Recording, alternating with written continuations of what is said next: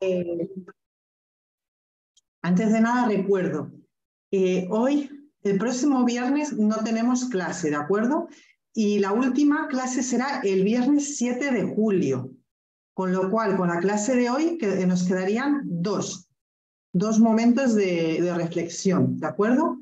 Entonces, bueno, pues para recordarlo, hoy tengo que andar resumiendo mucho porque tengo que hablar del misterio de la ascensión, el misterio de la llegada del Espíritu Santo y además quería reforzar pues lo que miramos sobre la resurrección, porque el misterio de la resurrección es tan amplio, es el fundamento de la fe cristiana. Si Cristo no ha resucitado, vano es nuestra fe, no tiene ningún sentido la vida de cristiano, ¿no?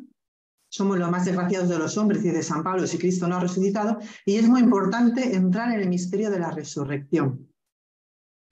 Entonces, bueno, pues hoy voy a intentar condensar estos tres misterios.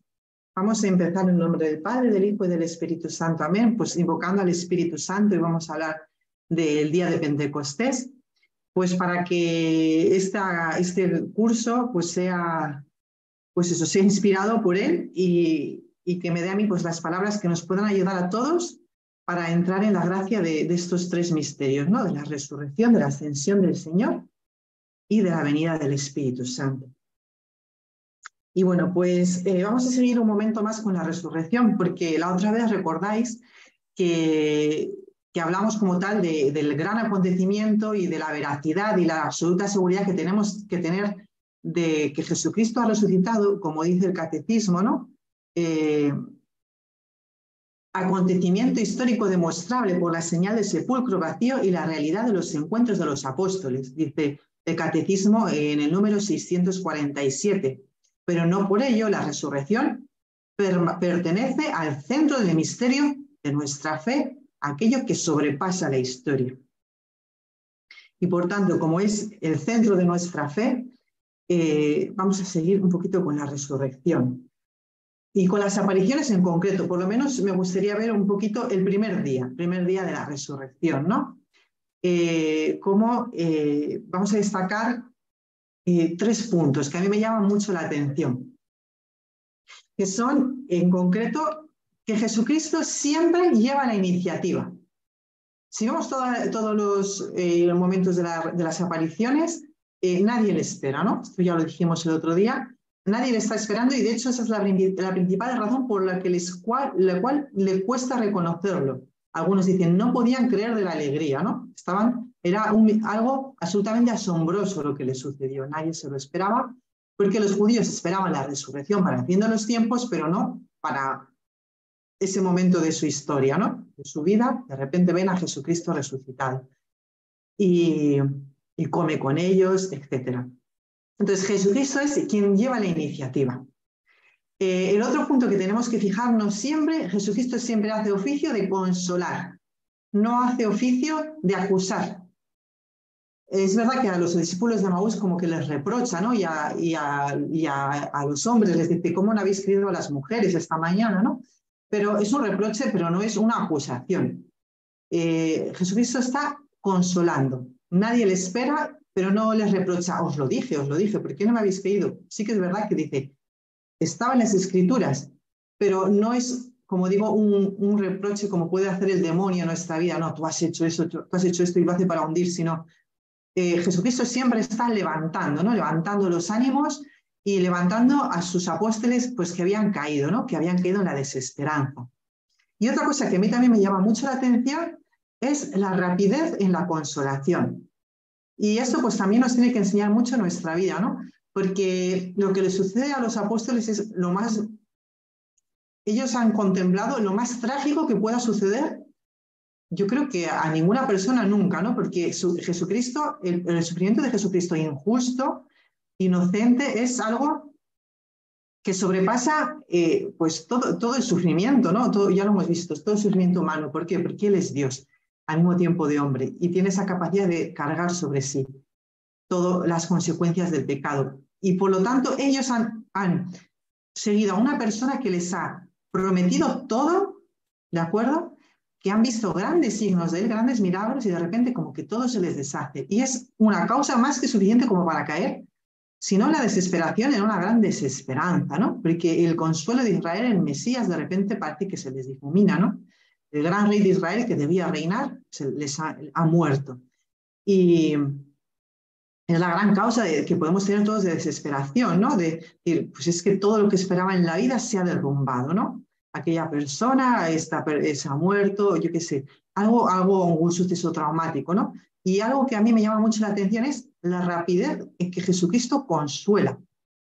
Es verdad que Pedro como que le cuesta, ¿no? A la semana siguiente todavía está, a las 3 semanas, como que Jesús necesita que consolarle otra vez, me amas, y Pedro ya no se atreve a decirle que le ama, solo le dice que le quiere.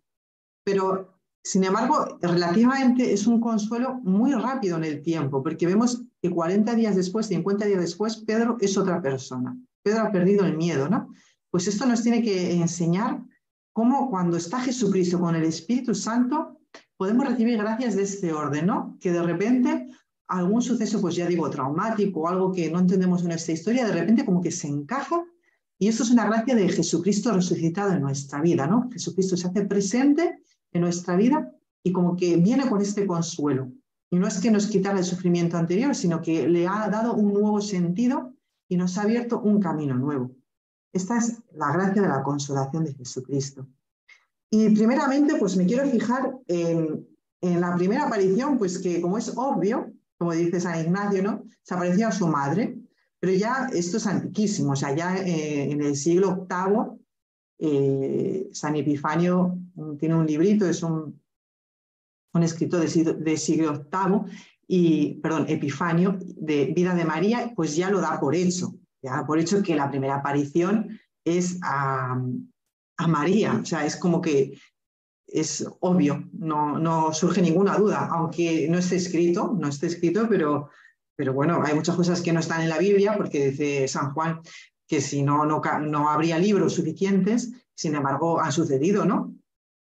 Y no están en los evangelios. Pues obviamente la primera en ver a Jesucristo resucitado fue su madre que sin duda alguna pues había caído en una gran desolación, una gran tristeza, no porque no conociera todo lo que había de suceder, ¿no? Porque ya vimos en este texto de San Bernardo, que vimos el último día de la Pasión, dice, no, ¿cómo es que pensabais que María no sabía que iba a resucitar? Sí, dice, pero esto no le ahorró ningún ápice en el sufrimiento, ¿no? A ver si lo encuentro, que lo tengo por aquí. Misterio de Gloria. Dice San Bernardo, ¿es que María no sabía que su hijo había de morir? Dice, sí, con toda certeza, pero no sabía que había de resucitar al cabo de muy poco tiempo. Pues sí, y con toda seguridad. No tenía ninguna duda de la resurrección de Jesucristo, de su hijo. Dice, ¿y a pesar de ello sufría? Dice, pues sí, y con toda vehemencia. Y dice San Bernardo, sino ¿qué clase de hombre eres tú, hermano? ¿O de dónde te viene esa sabiduría? Que te extrañas más de la compasión de María que de la pasión del hijo de María. Este murió en su cuerpo y ella no pudo morir en su corazón. ¿Veis? Aquí está el misterio del corazón de María. Aquí hay algunos que yo he leído, pero no los explican muy bien, que hablan de una especie como de muerte mística, ¿no? Que María experimenta, pues efectivamente, una muerte, como dice San Bernardo, en su corazón, ¿no? Jesucristo está muriendo físicamente y ella, esa espada que le traspasa el corazón a Jesucristo, es la espada que le había predicho Simeón, el anciano Simeón en el templo, y a ti una espada te traspasará el alma. Pues esto es lo que a ella le rompe el corazón, ¿no? La atraviesa por dentro y sabe que su hijo iba a morir, ¿no? Porque estaba predicho y su hijo, además, si no, se lo habría explicado. Y sabe que iba a resucitar, pero esto no le ahorra ningún ápice. ¿Por qué? Porque el corazón de María es tan sensible como el de Jesús, pues que cualquier muestra de desamor, de desprecio, de rechazo a su hijo, que es el Salvador, a Dios, y ella es toda hecha para Dios, pues le supone a ella una espina en su corazón, ¿no? Y de mismo modo, la muerte de su hijo le supone la muerte propia, ¿no? Una muerte mística, dicen. Pues ahí vemos a María este sábado santo, este sábado de la historia, y el primer día, ¿no? Esa noche de la resurrección.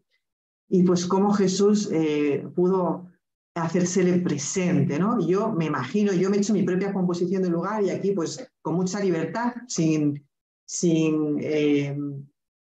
decir, pues sin caer en contradicciones, pues cualquier cosa que pueda decir el Evangelio o el Magisterio, ¿no? Pero uno puede hacerse una composición del lugar pues con mucha libertad. Bueno, pues yo me imagino, por ejemplo, que ella, pues esa misma noche, pues se fue al cenáculo, ¿no? A esa misma noche del sábado y domingo, pienso yo. Y posiblemente, pero esto es mi pura elaboración, que igual yo estoy equivocada, ¿eh? Pues pienso que si Jesucristo había consagrado su cuerpo y su sangre, ya estaba ahí, los apóstoles habían recibido el cuerpo y la sangre de Cristo, pues igual ella había dejado ahí, no ella, no, Jesucristo había hecho que no consumieran todo el cuerpo, ¿no? Y igual había un poco de reserva y ella lo había guardado con todo el cariño porque ella creía que era su hijo, ¿no? Que era su cuerpo. Y pues queda adorando, ¿no? Este cuerpo y ella con su corazón roto. Pero sabe seguro que esa noche Jesucristo ha de volver a la vida, ¿no? Y también este descenso a los infiernos, al Sheol, que no es los infiernos como ahora sabemos, ¿no? Que es la muerte eterna, sino cómo estaba el estado de las almas antes de que Jesucristo nos hubiera rescatado del poder de la muerte, ¿no? Es decir, eran almas que estaban como en un estado intermedio, el Sheol, que se llama, o el infierno, en el sentido de inferior al estado de la vida, un estado de muerte, pero esperaban el juicio. Como Jesucristo pues va a este lugar de la muerte, ¿no?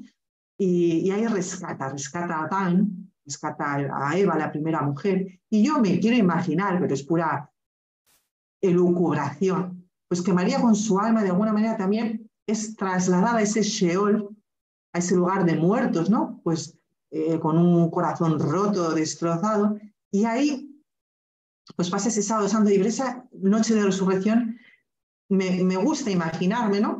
Cómo Jesucristo recoge a Adán, al alma de Adán, ¿no?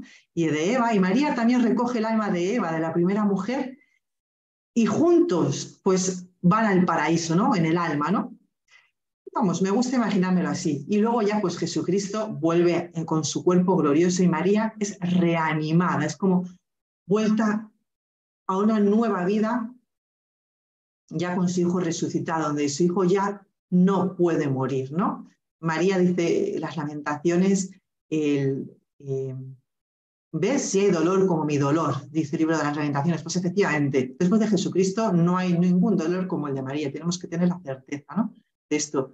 Y cuando alguien ha experimentado un dolor profundo de corazón, como que se siente morir, pues ahí tenemos que viajar con María a los sentimientos profundos de su corazón, pero como Jesucristo hace ese oficio de consolador de su madre, reanimándola.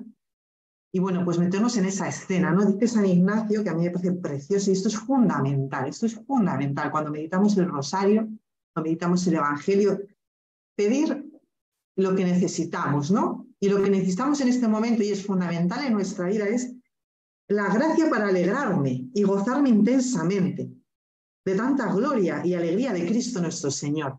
Pues esta es la misma gracia que experimenta María, la gracia de alegrarse y gozarse intensamente de tanta gloria y alegría de Cristo Jesucristo nuestro Señor. ¿Por qué? Porque a veces pasamos nuestra vida de cristianos sin darnos cuenta y caemos en una especie como de abatimiento, de desesperanza. Y sin embargo, Jesucristo siempre está haciendo el oficio de consolador. Entonces, a veces tenemos que como que sospechar de estos estados. Y una cosa es que Dios permita, ¿no? Esta noche oscura, ¿verdad? Del alma o del espíritu. Pero vemos aquí que María es reanimada, ¿no? Gozarse de tanta gloria, de tanto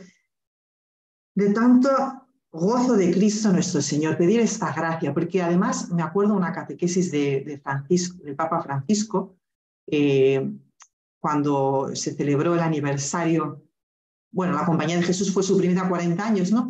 Y hace pocos años se celebró el aniversario de la refundación de la Compañía de Jesús. Y el Papa Francisco decía unas palabras muy bonitas a los jesuitas, decía, pedir esta alegría, este gozo de Cristo resucitado, porque es que es necesario.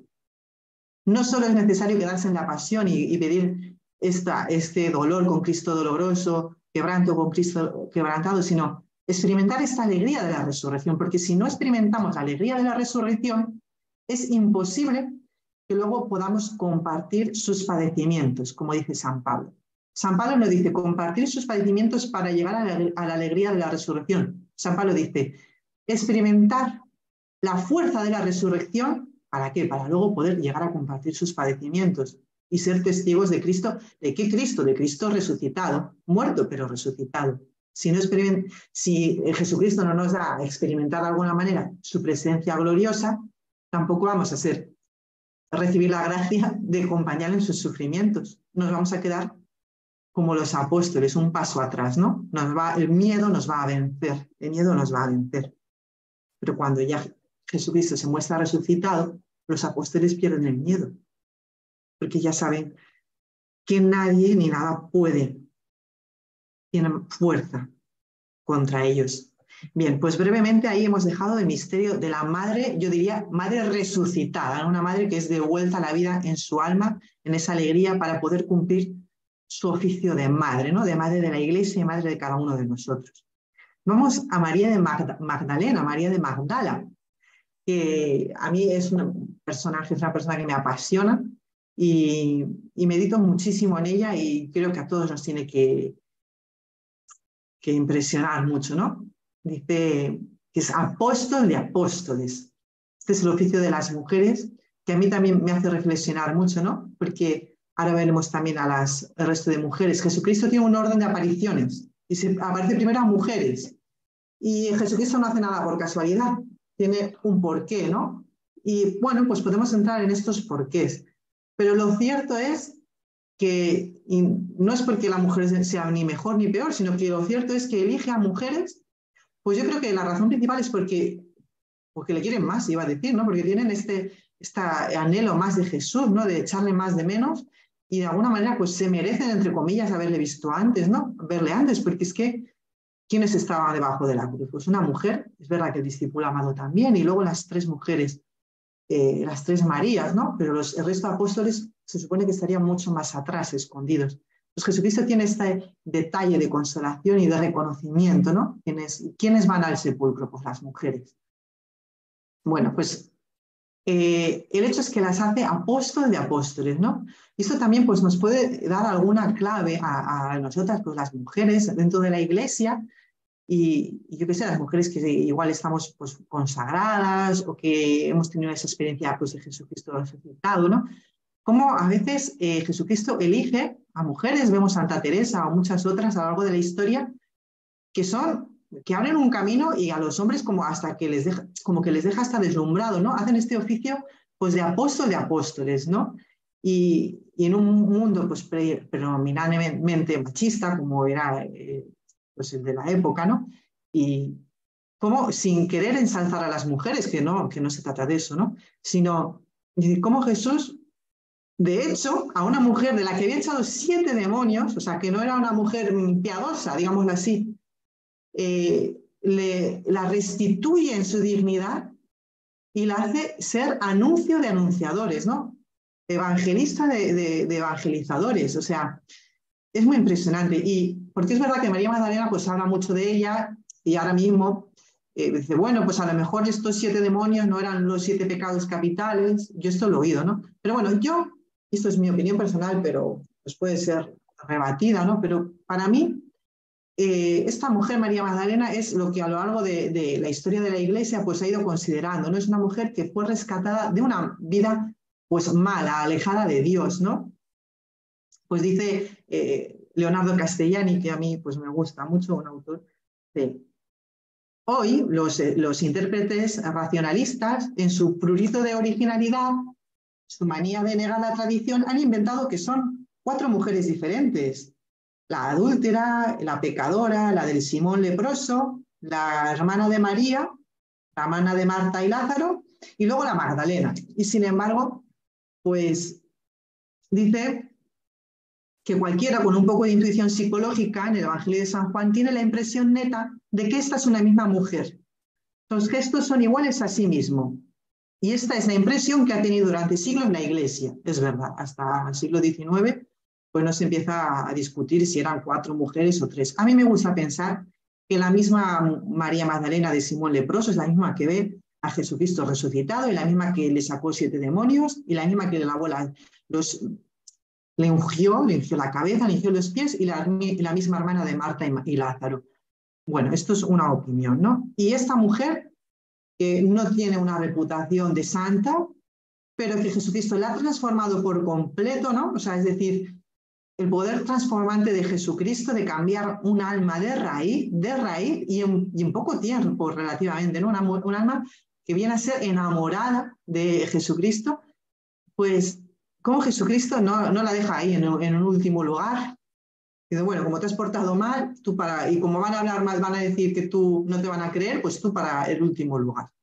No, la pone en primer lugar. A mí esto me impresiona muchísimo. Y leyendo un poquito este texto, ¿no? Dice, porque dice que estaba María junto al sepulcro llorando, que se asomó al sepulcro, vio a 2 ángeles vestidos de blanco, sentados a la cabecera y a los pies, donde había estado el cuerpo de Jesús, y le preguntan, mujer, ¿por qué lloras? Les contesta, porque se han llevado a mi Señor y no sé dónde le han puesto. Y entonces, dicho esto, da media vuelta y ve a Jesús, pero no sabía que era Jesús. Y Jesús le dice, mujer, ¿por qué lloras? ¿A quién buscas? Ella, tomándolo por el hortelano, le contesta, Señor, si tú te lo has llevado, dime dónde lo has puesto y yo lo recogeré. Y Jesús le dice, María. Aquí vemos a María Magdalena que se echa a sus pies, ¿no? Y luego ya Jesús le dice, suéltame, porque todavía no he subido al Padre. Anda, ve a mis hermanos y diles, subo al Padre mío, Padre vuestro, Dios mío y Dios vuestro. María fue y anunció a los discípulos, he visto al Señor y ha dicho esto. Pues esta mujer, como Jesucristo se hace reconocible cuando pronuncia nuestro nombre propio, cómo nos llama por nuestro nombre, que es pues lo que somos, la persona que somos, ¿no? Sin máscaras, con nuestra historia, con un pecado, pero que ha sido perdonado. Pues, ¿cómo tuvo que ser Miriam, María, ¿no? De Jesús, y meternos en este momento y ponernos pues como en el lugar de María Magdalena, ¿no? Pues también nosotros podemos tener esta posición, igual que podemos estar en el lugar del discípulo amado, debajo de la cruz, pues igual en el lugar de María Magdalena, ¿no? Y llorando, esperando en el sepulcro, y dice Jesús, pero el sepulcro, no estoy aquí, ya he resucitado. Pues meterse ahí en esa imagen y pedir lo mismo, pedir la gracia de alegrarse y gozarse de tanta gloria, intensamente de tanta gloria y gozo de Cristo resucitado. Después, Jesucristo se aparece a las mujeres y le dice lo mismo. Le dice Jesús, no temáis, id y avisad a mis hermanos que vayan a Galilea. ¿Veis? Le da otro mensaje. Apóstol de apóstoles. Y dice Jesús, alegraos. El don del resucitado siempre es la paz y la alegría. Pues estas mujeres, como he dicho, reciben un mensaje. Id a los profetas, a los apóstoles les dirá después, id por todo el mundo y predicad el evangelio. Pero previamente a las mujeres se les ha dado este otro mensaje. Id, primeramente a las mujeres, ve a Magdalena primero, dice, ve a mis hermanos, y luego al resto de mujeres, id a mis hermanos. O sea, les hace apóstol de apóstoles. ¿Qué? Y les da un mensaje, que vayan a Galilea, suba al Padre mío, Padre vuestro, ¿no? Pues esta es la elección de Jesucristo, pues a las mujeres, ¿no? Como existe un mandato a las mujeres de la mañana de Pascua que consiste en hacerlas primeros testigos de la resurrección. Y ahí vienen a ser, pues eso, apóstoles, enviadas son enviadas por Jesucristo con el mandato, id, ve a mis hermanos, id a mis hermanos y anunciarles que yo vivo. Y luego pues vamos a Emaús, dice que iban muy desanimados por el camino, van tristes y Jesucristo se hace el encontradizo. Las palabras de Jesús hacen arder el corazón. Dice que entró para quedarse con ellos. Y San Agustín, ahí hay dudas, ¿no? Que piensa que ahí Jesucristo celebró la Eucaristía. Bueno, en todo caso, la celebrara o no, le reconocen la fracción del pan. Y aquí pues les hace inmediatamente acordarse pues de estos momentos del milagro, ¿no? El milagro de la multiplicación de los panes, y ya es cuando reconocen a Jesús. Pues aquí vemos una gran característica de esta presencia de Jesucristo resucitado, ¿no? Que yo creo que es muy importante, que es el cuerpo de Cristo. Jesucristo, o sea, lo que es la importancia de la Eucaristía, él ha dicho, es mi cuerpo, y su cuerpo, en el momento que él está resucitado, que su corazón ha empezado a latir, pues es su cuerpo resucitado, ya no muere más. Y él mismo lo hace, dice, cuando partió el pan, partir el pan realmente simboliza la Eucaristía. Entonces, ¿qué nos enseña esto? Pues que ahí donde tenemos a Jesucristo, Eucaristía, ya sea en el sagrario, en el tabernáculo escondido o en la comunión, tenemos a Cristo resucitado con toda certeza. ¿No? Y es el momento de pedirle que nos enseña a alegrarnos con su alegría de resucitado, ¿no? Con su victoria de resucitado. Porque fijaos que les había dicho que quien no come mi carne ni bebe mi sangre no tiene vida en él, ¿no? Y ellos, los discípulos de Maús, no le habían abandonado, porque acordaos que capítulo Juan 6, Jesús les había dicho, y vosotros también queréis iros. Pues estos de Maús ahí no se fueron, ¿no? Porque le siguieron hasta el final, hasta la cruz. Y en el momento de la fracción del pan es cuando le reconocen, pero si nos había dicho que efectivamente teníamos que comer de su cuerpo y de su sangre para tener vida. Pues cuando Jesús les dice todo esto tenía que suceder, también nos enseña que todo lo que nos sucede en esta vida, en nuestra vida, que no entendemos, cae siempre en el dominio de la providencia divina, que Dios lo ha permitido por algo que a lo mejor no entendemos, pero que tiene que suceder, ¿no? Ya sea hasta, no es que tenga que suceder porque Dios no quiere el pecado, ¿no? Pero por permisión divina tenía que suceder. Jesucristo tenía que morir en la cruz, ¿no? Y eso nos enseña pues que nuestro sufrimiento que podemos padecer, asociado al de Cristo, ya no es una casualidad, algo que una maldición, sino que nuestro sufrimiento asociado de Cristo se convierte en una causa de salvación para todos los hombres, empezando por nosotros mismos. ¿Por qué? Porque nada es por casualidad, porque todo esto tenía que suceder. Esto es otra cosa que nos enseña Jesucristo resucitado. Y luego ya pues vamos a la tarde del cenáculo, antes de pasar a la ascensión. Vamos a dejar el resto de días de la resurrección, ¿no? Y lo mismo, pues están los discípulos con las puertas cerradas por miedo a los judíos, lo que es la viva imagen de la desesperanza. De aquí ya no tenemos nada que hacer. Sin embargo, siguen juntos, ¿no? Pues ahí seguro que la presencia de María fue determinante para que todos estuvieran juntos en ese momento, ¿no? Jesús se pone en medio de ellos, ya Jesús no tiene este acondicionamiento físico y dice, ¿por qué os alarmáis? Mirad mis manos, mis pies, soy yo en persona, palpadme y daos cuenta que un espíritu no tiene carne ni huesos, como veis que yo tengo. Y les mostró las manos y los pies. Pues aquí vemos de nuevo el cuerpo de Cristo. Y bueno, pues yo no sé cómo fue, porque, bueno, lo dice el Evangelio, porque le está escrito, dice que se puso en medio de ellos, entró Jesús. Pero bueno, aquí también vemos esta presencia eucarística de Jesucristo, que es su cuerpo resucitado, ¿no? Que se convierte en la causa de la alegría. Se convierte en la causa de la alegría. Lo perciben por los sentidos, por la vista, el olfato, el tacto, incluso lo llegan a tocar, ¿no? Y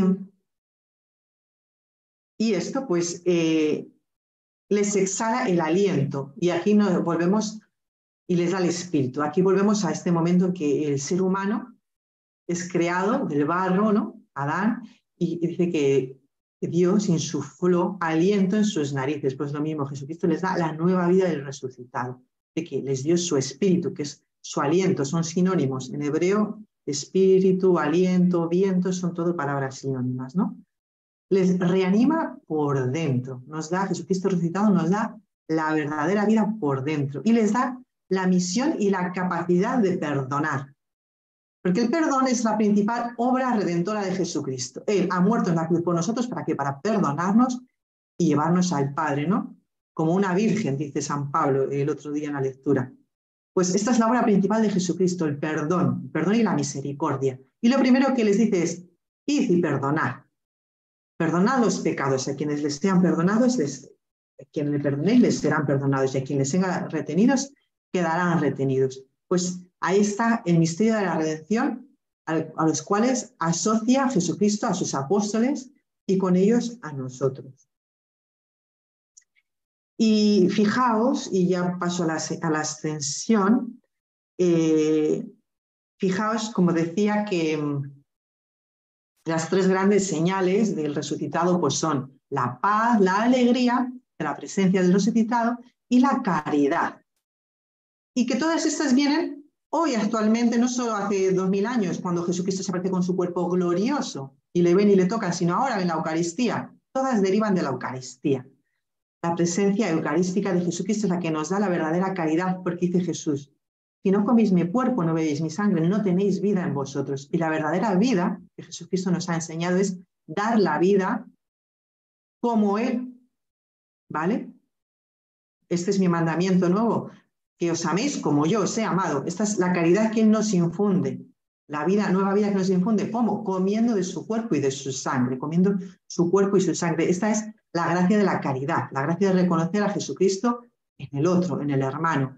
O bien la gracia de la inhabitación del alma, que viene también por la Eucaristía, por comer a Jesucristo, ¿no?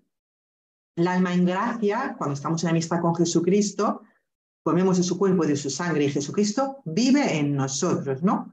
No solo Jesucristo, sino toda la Trinidad, el Padre, Hijo y el Espíritu Santo. La gracia de reconocerle en la comunidad con los hermanos, estaban todos reunidos y Él se hace presente.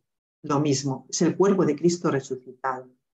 Y la gracia de reconocerle en las Escrituras, como los de Maús, ¿no? Dice, les empezó a explicar las Escrituras. Eso es lo mismo que hace Jesucristo con nosotros, Jesucristo resucitado, explicarnos las Escrituras y hacerles caer el velo que cubría, ¿no? Que cubría, como se cayó el velo del templo, pues, y aquí está, y todas estas gracias vienen por su cuerpo resucitado, su cuerpo, sangre de la nueva alianza para el perdón de los pecados.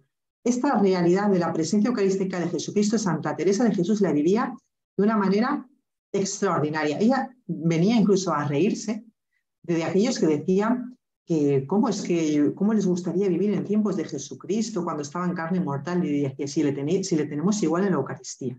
Igual, con la misma capacidad de curar, de sanar, de hacer milagros, es el mismo, está vivo resucitado. Esto ya lo explica en el comentario del Padre Nuestro, cuando habla de las palabras, danos hoy el pan nuestro de cada día. Pues esta conciencia que tenía Santa Teresa de Jesucristo vivo, presente, resucitado en la Eucaristía, es la misma que experimentan los apóstoles, ¿no? Y esta es una gracia que tenemos que pedir, no solo comprender con la cabeza, sino experimentar a Cristo vivo resucitado en la Eucaristía. Esta alegría inmensa con Cristo, alegre y glorioso, que nos lleva a sentir cómo Él está vivo. Su sangre corre por sus venas, impulsada desde su corazón, que ahora mismo está vivo, cada segundo está transmitiendo una vida con mayúscula. No solo a su cuerpo glorioso resucitado, sino ahora mismo a toda la iglesia que comemos de Él, de su cuerpo y de su sangre. Bien, pues dicho esto, vamos a pasar al gran misterio. Tengo que resumir forzosamente la resurrección, pero bueno, ya hemos dado algunas claves. Y vamos a pasar al grandísimo misterio de la ascensión de Jesucristo, que es una pasada, o sea, es impresionante. Y yo pasé mucho tiempo que tampoco lo entendía, pero pues eso, tenemos que pedir esta gracia, ¿eh? Porque al fin y al cabo, la ascensión de Jesucristo, digamos, es la última aparición, entre comillas, con un cuerpo, con Jesucristo, que le pueden, con su cuerpo, antes de ascender al cielo, pero digamos, es la aparición del resucitado que es ascendido al cielo, ¿no? La última aparición, el día 40. Y luego ya, pues a lo largo de la historia de la Iglesia, pues la vida mística, pues algunos santos, la misma Santa Teresa, apariciones de Jesucristo, de la Virgen, etcétera, etcétera, etcétera, ¿no? Y que tienen efectos muy similares a estos de los apóstoles, ¿eh? Pero vamos a ver en concreto la aparición de la ascensión, que aparentemente es que Jesucristo se va allá lejos, ¿no? Y nos dice el Evangelio de San Lucas que los sacó cerca de Betania y levantando sus manos los bendijo. Mientras los bendecía se separó de ellos, fue llevado al cielo. Ellos se postraron ante él, se volvieron a Jerusalén con gran alegría. Esta es la gran clave, ¿no? Con gran alegría. ¿Cómo es posible que los discípulos estén alegres si han perdido, entre comillas, la presencia sensible de su Salvador? Aquí hay una clave muy importante, porque parecería que podemos caer en el error que la ascensión del Señor es decir, bueno, Dios estaba lejos, vino a la tierra, estuvo unos 30 años, 3 años que lo vimos y volvió al cielo y volverá, pero se fue y volvemos a empezar, ¿no? Es verdad que tenemos el Espíritu Santo, pero Jesucristo ya se fue a por las nubes. Pues no, eso no es la ascensión de Jesucristo, eso es un error que nos lleva a pensar, pues eso, que otra vez que Dios vuelve a estar lejos. Y eso justamente es lo que Jesucristo ha venido a decirnos, que no, que Él está todos los días con nosotros hasta el fin del mundo, y eso es una palabra suya que es real. Y la gran alegría que experimentan sus apóstoles o los que están con ellos el día de la ascensión, porque dice algunos que fue el día que se apareció a 500, que dice San Pablo, ¿no? Que se apareció a 500. Bueno, esto no, hay varias hipótesis, ¿no? Bueno, pues los que estaban con él ese día de la ascensión, se fueron con alegría, y si se van con alegría no es porque Jesucristo los ha dejado, ¿no? Al contrario, es que la causa de su profunda alegría no es otra, sino que experimentan la presencia constante de Jesucristo continuamente, y con lo cual no pueden estar tristes. Les pase lo que les pase, ¿no? Pues esta es la gran gracia que tenemos que pedir nosotros, que nos pase lo que nos pase, experimentemos esta presencia, ¿no? Y aunque no la llegamos a experimentar sensiblemente, que la experimentemos espiritualmente, esa certeza interior. Y aunque estemos en una noche oscura, como Jesucristo lo permite para nuestra santificación, pero que tengamos la certeza, el don de entendimiento del Espíritu Santo, que veremos cuando llega el Espíritu Santo, decir, bueno, pues aunque no experimente nada, tengo la certeza y por lo tanto tengo la alegría de que Jesucristo ya ha resucitado, ha vencido a la muerte, ya está vivo, y aunque yo no lo experimente, no pasa nada, porque está vivo. Pues esta es la gran gracia que reciben los apóstoles, la alegría. Y nosotros debemos pedir esta gracia, insisto, ¿no? Esta alegría. Y dice el libro de los Hechos de los Apóstoles que se les había presentado después de su pasión, dándoles numerosas pruebas de que estaba vivo, y se les apareció durante 40 días, hablándoles del reino de Dios. Y luego les da una serie pues, de instrucciones, dice que comían juntos, aguardad que se cumpla la promesa del Padre, no os alejéis de Jerusalén, vosotros seréis bautizados con Espíritu Santo dentro de no muchos días. Y luego dice que a la vista de ellos fue elevado al cielo hasta que una nube se lo quitó de la vista. Mientras él se iba marchando, se le presentaron 2 hombres vestidos de blanco que les dijeron, ¿qué hacéis plantados mirando al cielo? El mismo Jesús, que ha sido tomado de entre vosotros, volverá, como lo habéis visto marcharse al cielo. Pues aquí está la causa de la alegría, la gran promesa. Jesús nos ha dicho, yo estoy con vosotros todos los días hasta el fin del mundo. Y además nos dice aquí, volverá, como lo habéis visto, marcharse al cielo. O sea, la absoluta seguridad de que Él siempre está con nosotros y que además va a volver en gloria al final de los tiempos, ¿no? Y vamos a ver un momento, pues con Benedicto XVI, este momento en que Jesús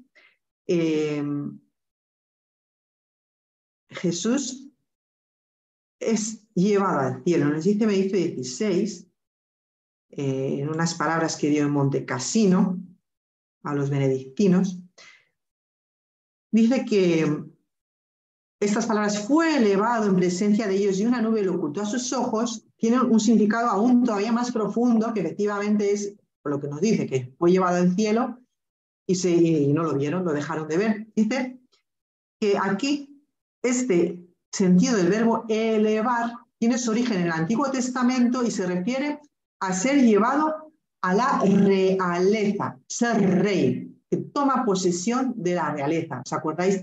Para San Juan, toda la pasión era Jesucristo, rey que estaba venciendo al pecado y a sus enemigos, ¿no? Y aquí, en la ascensión, es Jesucristo que toma plena posesión, es el rey. Y ahora mismo los reyes que conocemos pues no son como los reyes de entonces, ¿no? El emperador, pues que era, realmente tenían el gran poder sobre el mundo.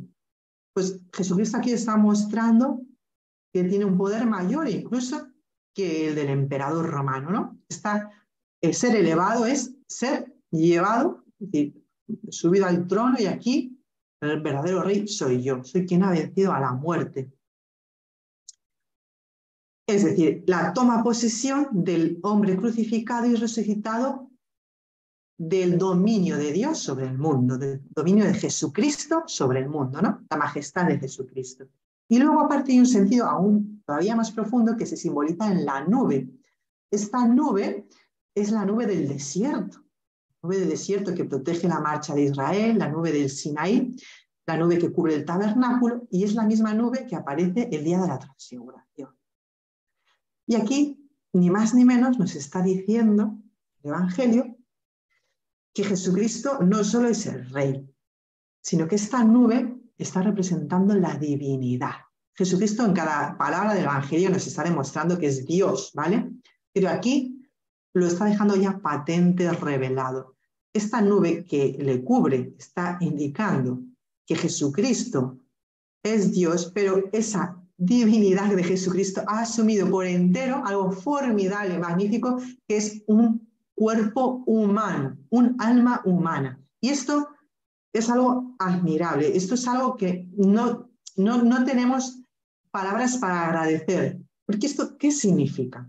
¿Qué significa? ¿Que Dios se ha vuelto a ir? Pues no, al contrario, muy al contrario, es justamente todo lo contrario, es que Dios ha abierto el camino al cielo de tal manera que jamás, nunca, nadie va a poder cerrar. Recordamos que el cielo quedó cerrado por este ángel del paraíso, ¿no? Este querubín que expulsó al ser humano, a Adán y Eva, del paraíso, ¿no? Y lo que ha hecho Jesucristo es romper este muro de piedra para, llegando al árbol de la vida, que es la cruz de Jesucristo, ser ascendido al cielo. ¿Para qué? Para abrirnos una autopista al cielo. Y esta autopista no es ni otra, ni más, ni menos que el cuerpo de Jesucristo, que es un cuerpo humano. O sea, es un cuerpo humano. Y esto es impresionante, porque esto habla de la dignidad, no solo de nuestra alma, que es inmortal, sino de la dignidad de nuestro cuerpo, del cuerpo humano, de la carne humana, que hoy en día pues es tan despreciada de muchas maneras, ¿no? Por el maltrato o por el abuso o por el entender mal lo que es el cuerpo humano. Pues este cuerpo humano tiene tantísima dignidad, tanta dignidad, que Jesucristo lo ha querido asumir sobre sí y ahora mismo ya está en el cielo. Hay un cuerpo humano, una humanidad resucitada. Veremos que la ascensión de la Virgen, la asunción es lo mismo, es un cuerpo de mujer en el cielo, ¿no?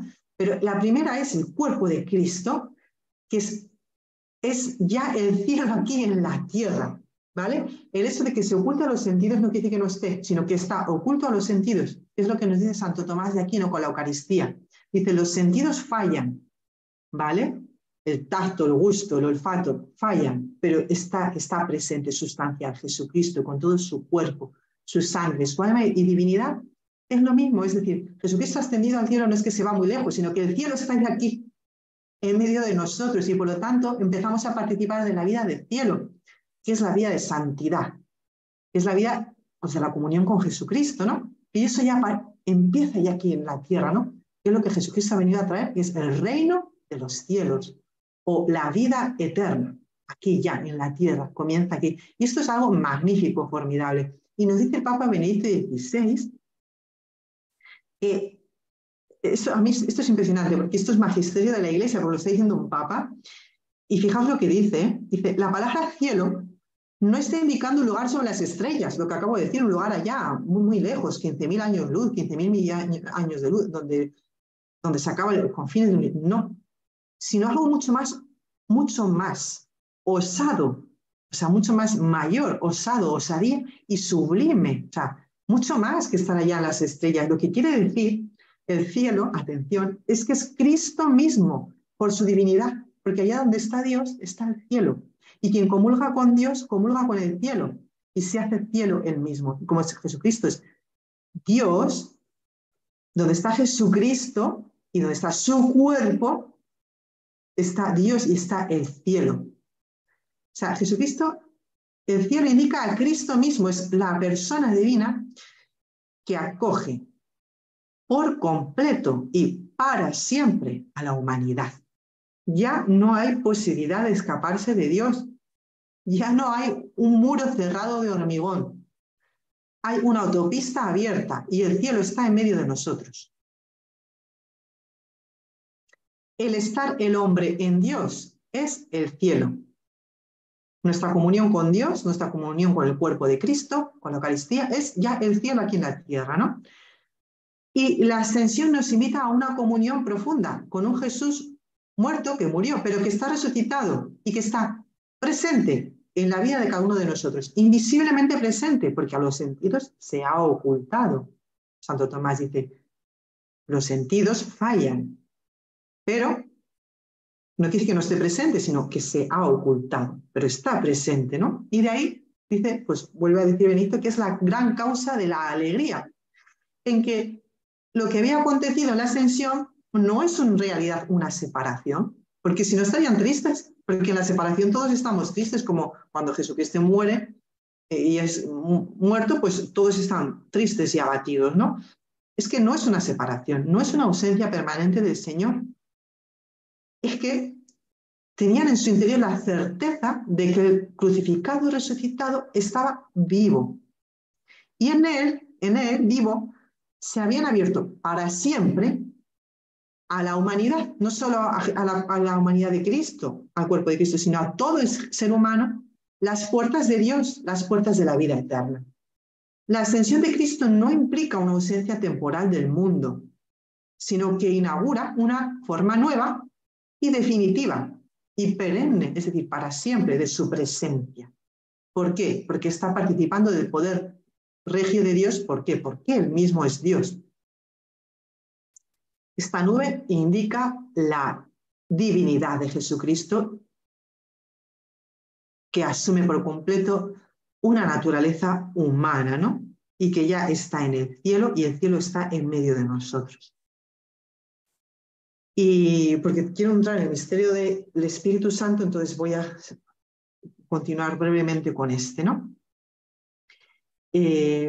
Fijaos, la vida de la Iglesia hoy en día no es esperar, sí, es esperar la última venida de nuestro Señor Jesucristo, pero no es supliendo una ausencia de un Dios que se fue, de su Señor que ha desaparecido. No, sino que al contrario, la vida de la Iglesia encuentra su razón de ser. O sea, sería imposible que la Iglesia tuviera vida y que tuviera ninguna misión sin la presencia permanente de Jesucristo, aunque invisible. O sea, la razón de ser de la Iglesia y de su misión es la presencia permanente, aunque invisible, de Jesucristo. Es una presencia que actúa con la fuerza de su Espíritu Santo. Que vamos a ver ahora, ¿no?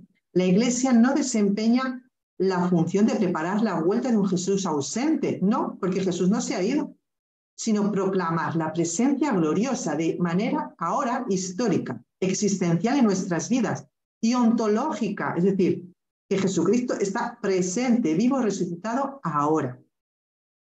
Y tenemos su cuerpo, su sangre, su alma y divinidad sustancialmente en la Eucaristía, ¿no? Alimentándonos con la palabra de Dios, con las Escrituras y con su cuerpo y su sangre.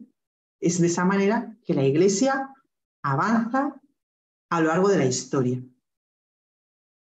Bien, pues vamos ya a entrar en el misterio grande de Pentecostés. Hoy es todo resumido, pero tiene que ser así.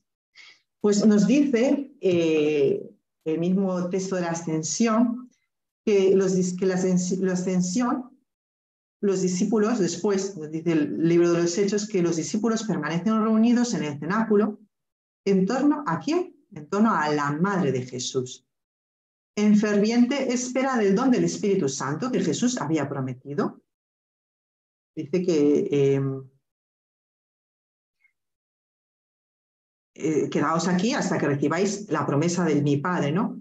Atención, una cosa, dice San León Magno, por cierto, a propósito de la ascensión de Jesucristo, que no solamente se proclama la inmortalidad del alma en la ascensión de Jesucristo, no solo la inmortalidad del alma, sino la inmortalidad de la carne. Es decir, ya Jesucristo nos ha dado pruebas ciertas de que vamos a resucitar también con nuestro cuerpo. Bueno, pues aquí tenemos a María, y María nos dice Jesús que solo quien nace de lo alto, quien nace del Espíritu Santo, se le abre la entrada al reino de los cielos, ¿no? Le dijo a Nicodemo, y María es la primera que ha nacido de lo alto. Es precisamente quien ha nacido por entero del Espíritu Santo, y por eso ella es la que está en el cenáculo, pues la primera, efectivamente. Y entramos ya de lleno en este misterio de Pentecostés con María. Nos dice que estaban todos en el día de Pentecostés en el mismo lugar. Se produjo del cielo un estruendo de viento que soplaba fuertemente y llenó toda la casa donde se encontraban sentados. Vieron aparecer unas lenguas como llamaradas que se dividían, posándose en cada uno de ellos. Se llenaron todos de Espíritu Santo y empezaron a hablar en otras lenguas, según el Espíritu les concedía manifestarse. Bien, pues este día de Pentecostés sabemos que ya los judíos lo celebraban, ¿no? Dice el libro de Tobías que era la fiesta de las cosechas. Se ofrecía las primeras primicias de las cosechas, ¿no? El grano. El libro de Tobías lo dice. Y luego después es la fiesta de la ley, el día 50, que salen del desierto, huyen de los egipcios, los israelitas, pues reciben la ley de Moisés, lo dice el libro del Éxodo en el capítulo 19, este momento en el cual dice que el pueblo dice, haremos todo cuanto ha dicho el Señor, porque el Señor le había dicho, ahora si guardáis mi voz, guardáis mi alianza, seréis para mí un reino de sacerdotes, seréis mi propiedad personal entre los pueblos, seréis una nación santa. Bien, pues este era el día 50, ¿no? Se calcula más o menos el día 50 que celebraban los judíos este Pentecostés, que significa una cincuentena. Y ese mismo día nos dice San Agustín que la ley escrita en el dedo de Dios, con el dedo de Dios, que es el símbolo del Espíritu Santo, que había sido escrita en las tablas de piedra del Sinaí, pues fue escrita ese mismo día que recibe la Iglesia el Espíritu Santo, que es escrita, dice un tal Severiano de Gábala, que es un padre de la Iglesia oriental, dice que era conveniente que en el día que fue concedida la ley antigua, en ese mismo día fuera concedida la gracia del Espíritu Santo, como había profetizado Ezequiel, ¿no? Arrancaré de vuestra carne el corazón de piedra, os daré un corazón de carne, os infundiré mi espíritu. O Jeremías, pondré mi ley en su pecho, la escribiré en sus corazones. Ya no es un dedo que escribe en piedra, sino que escribe en nuestro corazón de carne. Y como vimos, la llena de gracia era la primera que tenía escrita la ley en su corazón de carne, ¿no? Por lo tanto, el Espíritu Santo, que es el dedo de Dios, ya no escribe en tablas de piedras, sino que escribe en los corazones de los hijos de Dios que ya hemos sido rescatados, ¿no? Por la sangre de Cristo y por su resurrección. Escribe su ley de amor, su gran mandamiento, amaos como yo os he amado, lo escribe en nuestro interior, en nuestra intimidad. Y dice que este día hubo truenos, relámpagos, una densa nube, ¿no? El día que dio en Pentecostés a Moisés. Y ese mismo día, pues aparecen unas lenguas de fuego, aparece un viento impetuoso, el mismo día los apóstoles, ¿no? Vemos ahí esta semejanza, ¿no? El mismo día que reciben la ley, esta ley que al final, pues como dice San Pablo, no se podía cumplir porque la ley nos encerró a todos en el pecado hasta que no vino el Espíritu Santo, pues los mandamientos están ahí escritos. ¿Para qué? Para decirnos, caemos en pecado. Sin el Espíritu Santo ni siquiera somos capaces de cumplir los 10 mandamientos, ¿no? Bueno, pues ahí estaba María, ¿vale? Y aquí María, pues recordamos que María estaba al pie de la cruz. Y al pie de la cruz es ella la que ve, la primera que ve el costado traspasado y el agua y la sangre. Este agua que simboliza el Espíritu Santo y esta sangre. Y vemos que María es la primera que ha compadecido los sentimientos de Jesucristo en su intimidad, ¿no? Dice San Juan que allí entregó su espíritu. Pues bien, este Espíritu Santo ese espíritu que Jesús entrega el día de su muerte, de su alma humana, ¿no? Simboliza también el Espíritu Santo, ¿no? O sea, es una manera que San Juan tiene de explicar, porque la manera de decir Dios, o sea, murió, no es corriente decir entregar su espíritu, ¿no? Sino que San Juan está hablando de su Espíritu Santo, ¿no? Entonces el Espíritu Santo sale del corazón traspasado de Cristo, de este agua y de esta sangre. Y María es la primera persona que ha compadecido a Jesucristo en todas sus entrañas, en su intimidad, y en ella se reprodujo de manera fidelísima la pasión del Señor. Entonces, a mí me gusta pensar esta imagen, ¿no? Cómo este agua y esta sangre atraviesan el corazón de María a través de esa lanzada, y tiene una espada que traspasará el alma, ¿no? Atraviesan el corazón de María, y del corazón de María, el día de Pentecostés, a toda la Iglesia. Porque dice el Catecismo que el cielo es el corazón del justo. También lo dice en el capítulo que habla del Padre Nuestro, ¿no? Que estás en el cielo, que estás en los cielos. Ahí el Catecismo de la Iglesia Católica dice, el cielo es el corazón de los justos. Y si hay una justa, por excelencia, es María, que es la Inmaculada, ¿no? Entonces, el cielo es el corazón de María. Y por lo tanto, cuando dice que el Espíritu Santo, o sea, vino del cielo, pues este cielo es este corazón de María que ha sido atravesado, ¿no? Por esta sangre y este agua de Jesucristo de la lanzada, ¿no? Que atraviesa, pues esta espada que atraviesa el alma de María, ¿no? Y ahí está el Espíritu Santo que del corazón de María se expande por toda la Iglesia, ¿no? María es quien da vida al Hijo amado, ¿no? Al Hijo amado que está al pie de la cruz, y todos nosotros estamos al pie de la cruz compadeciendo a Jesucristo o viviendo su misma pasión, y de ahí viene sobre nosotros este Espíritu Santo, como atravesó el corazón de María, ¿no? Pues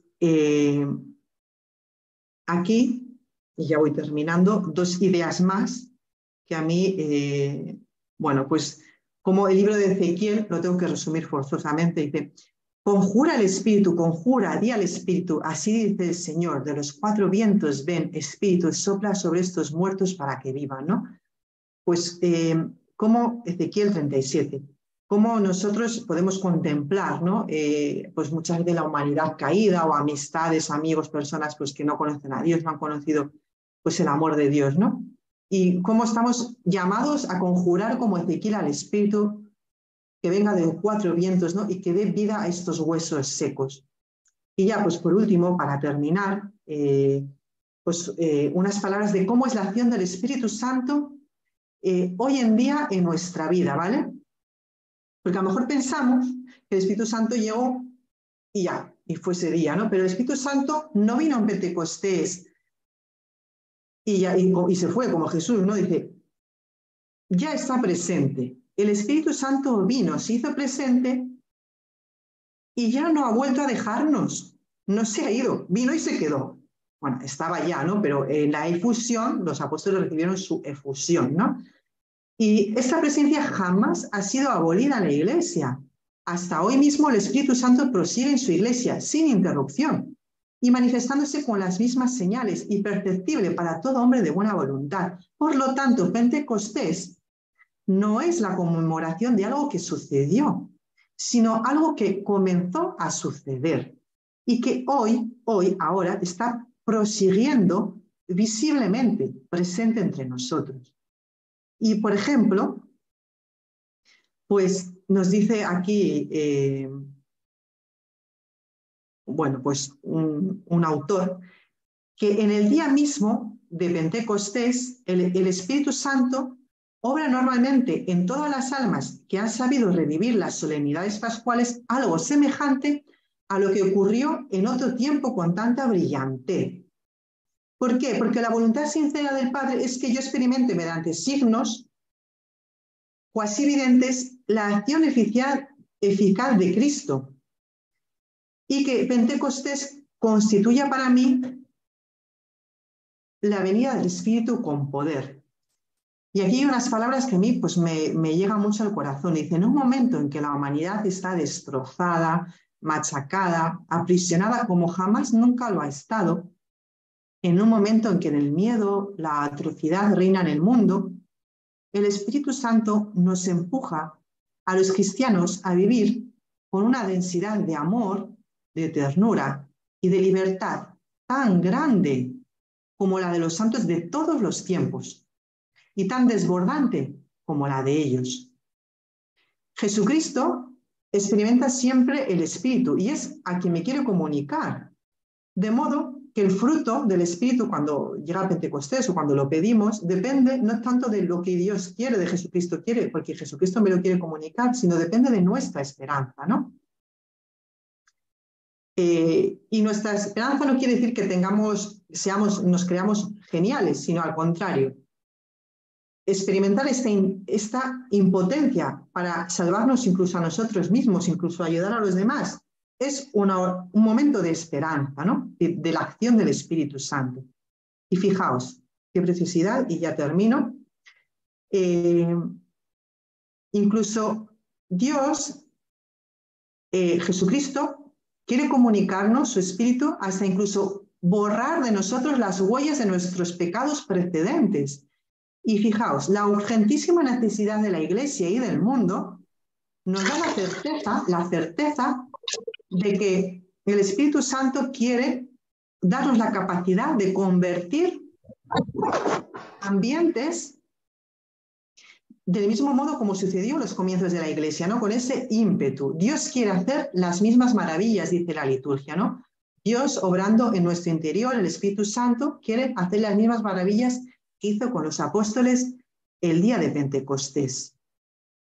Por lo tanto, cuanto más acuciante e irremediable veamos la maldad en el mundo, más y más crece nuestra esperanza del triunfo de nuestra fe. ¿Por qué? Porque Jesucristo quiere darnos el Espíritu Santo y el Espíritu Santo es el único que puede y quiere ordenar este caos, ¿no? Esta maldad que vemos en el mundo. Bueno, pues repito, cuanto más acuciante e irremediable vemos la maldad en el mundo, más y más crece la esperanza del triunfo de nuestra fe. Y bien, pues he tenido que resumir muchísimo, siento mucho dejarlo así, pero lo dejamos aquí. Si alguien quiere compartir algo o pues preguntar, yo encantada de responder.